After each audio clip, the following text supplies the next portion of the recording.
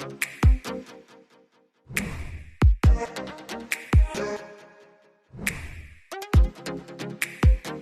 guys, dumating na po itong Waga Life na in-order natin sa Shopee. So, mukhang legit naman. No? Susubukan natin to ngayon kung gumagana nga ba at paano nga ba siya i-setup, no? So, tara. Step pala, of course, nandito naman nakalagay sa ating manual. Meron ditong dalawang app na nire-recommend. Unang-una itong Waga Life, saka pangalawa is itong Alexa, no? Subukan natin itong Waga Life na app. So, pwedeng i-scan natin. No? So, bago tayo mag-configuration, atin muna itong busisiin. No? So, ito siya. 20 volts. Ang output niya is 16 ampere. Medyo mataas na rin. So, since sa Pilipinas ay wala namang ganito, no? So, kailangan nyo pa ng adapter para magamit siya, no? Sa outlet natin. So, ang ginagawa ko dyan is ito, katapat niyan, pliers, no? Pwede po siyang putulin kasi wala naman yan siyang kwenta. Ibig sabihin is, wala po siyang gamit dito. So, ang ginagawa niya is pinuputol ko siya.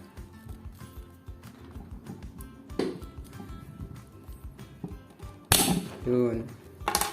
Dito naman pala. So, nabalik natin siya.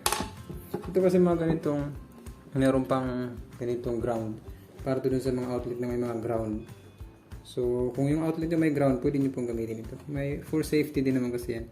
Pero since ito sa Pilipinas, wala masyadong may outlet na may ground. Okay, so okay na. So, meron na tayong pang saksak. So, i-set up na natin yung app para matry natin kung gumagana nga ba. Alright? So, ngayon ay punta tayo sa Play Store. Search natin itong Waga Life. Wagas. Alright, so baka ito. Ating install. Continue.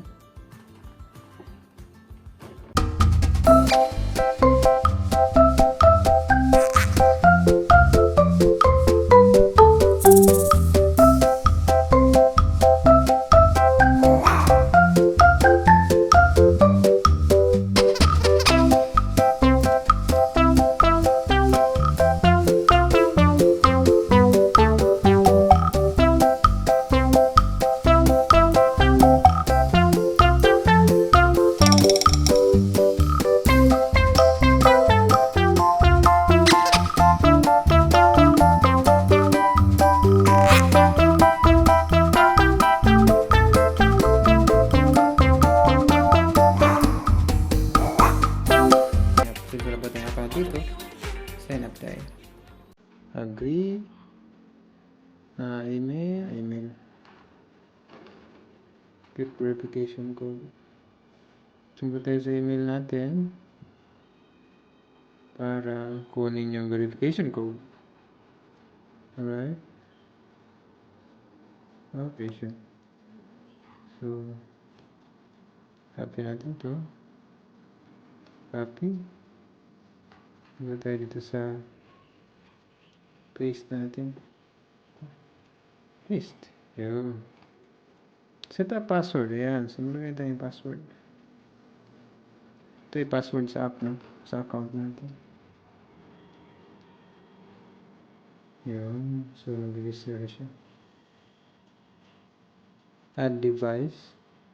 Oh, so ngayon ay naghingi na siya ng device. So, ang gawin natin since hindi po ito nakasaksak, kailangan dito isaksak para mag-power on.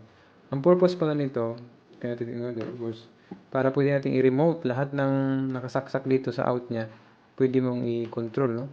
Gamit lang yung phone. So, hindi mo na kailangan unplug or what. Okay, so isaksak natin. Kuha tayo ng outlet. Ayan, so meron natin yung outlet na nakuha. Isaksak na natin siya, no? Ayan. Yun, meron siya ng blue. So, mag-add na device na tayo. Mayroon siya ng blue dun. Ibig sabihin, kailangan ibig sabihin siguro rapidly, pwede na siya mag-connect. Socket Wi-Fi. Ito yun. Socket Wi-Fi. Alam location is, so yun natin yung location daw. Kala ko naman. So, ayan. So, dito na tayo sa app, no? I-convert natin yung app na na-install natin sa Wi-Fi. So, yung Wi-Fi ko, ayan. Tapos yung password ng Wi-Fi ko ay...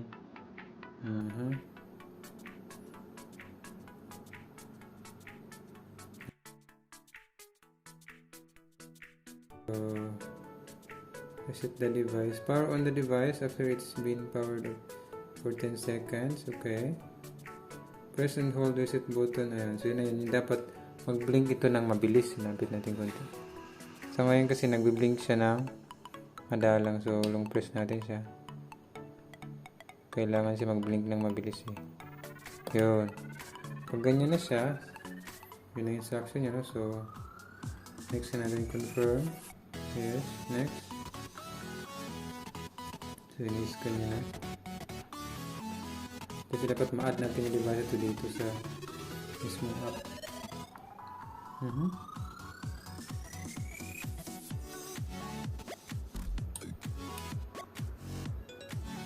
Medyo na mag-detect siya dito, no?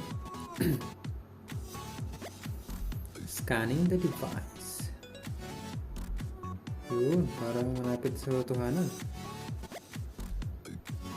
Yehey! So, yan na. Meron na tayong GL. So, let's go to i-rename. Lagyan dito is outlet 1. Outlet 1. So, pwede po tayong mag-add next time. Outlet 1. Done. So, na-done na natin. No? Yun. So, as you notice, meron ditong function. Natin kung mag-work na. So, ilipat natin ang venue. Ayan, so dito na yung electric pa natin. Saka, dito rin yung app, no? So, of course, subukan na natin isaksak.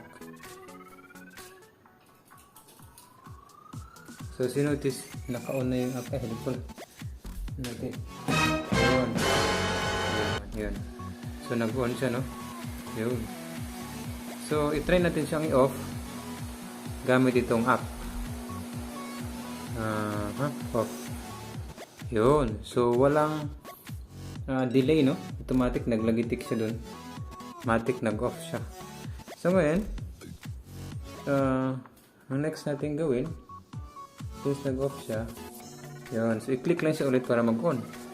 So, easy, di ba? So, as long as connected yung device na yun sa Wi-Fi nyo at saka yung phone ninyo connected din sa Wi-Fi, meron akong router dyan, mari-remote nyo siya. So, ito yung tinatawag na katamaran pumunta sa outlet. So, ganun lang siya. Pwede rin siyang i-schedule. Then natin ito yung function. Switch on and off lang siya eh. So, I think meron pa siya. So, ngayon guys, again, yung app ha, hindi na po siya Waga app, kundi siya ay Smart Life. So, yun po yung pangalan ng app sa Play Store. So, ngayon, experiment ko guys. Ito kasi yung router ko na Mercusys. Diyan nakakonect yung ating Waga Life socket.